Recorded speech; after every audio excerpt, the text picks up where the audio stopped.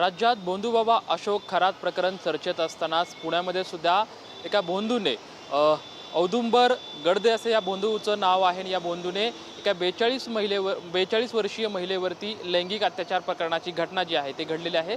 हा सर्व गुन्हा जो आहे तो स्वारगेट पोलीस स्टेशनमध्ये नोंद झालेला आहे।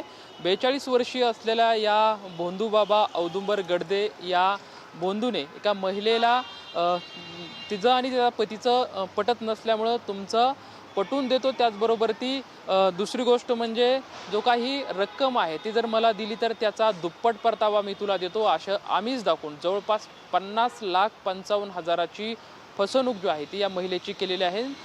2021 पासून ते 2026 पर्यंत या वर्षाच्या कालखंडामध्ये वेगवेगळ्या ठिकाणी या महिलेवरती लैंगिक अत्याचार जे आहे ते केलेले घटना जी आहे ते धक्कादायक घटना समोर आली आहे। आता स्वारगेट पोलीस जे आहे ते या सर्व घटनेची अधिकचा तपास जो आहे अधिकची माहिती जी आहे ती मिळवण्याचा प्रकार करत आहेत। मात्र भोंदू अशोक खरात हे प्रकरण चर्चेत असतानाच काही दिवसापूर्वी पुण्यातीलच वैद्य याचं सुद्धा प्रकरण जे आहे ते भोंदूबाबाचं चर्चेत आलेलं होतं।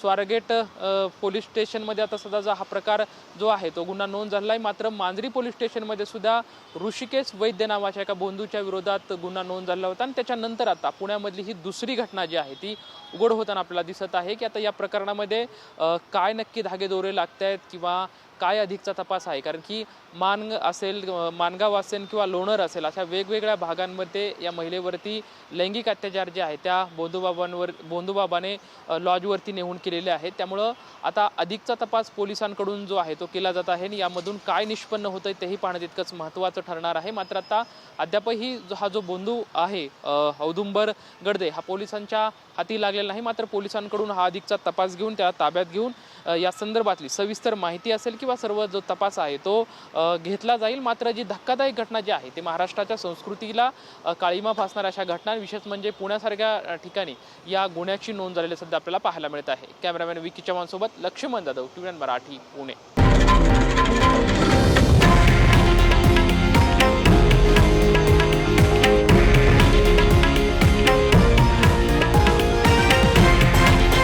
हे आहे देशातील नंबर 1 न्यूज नेटवर्क आणि आपण पाहत आहात TV9 मराठी, एकमेव।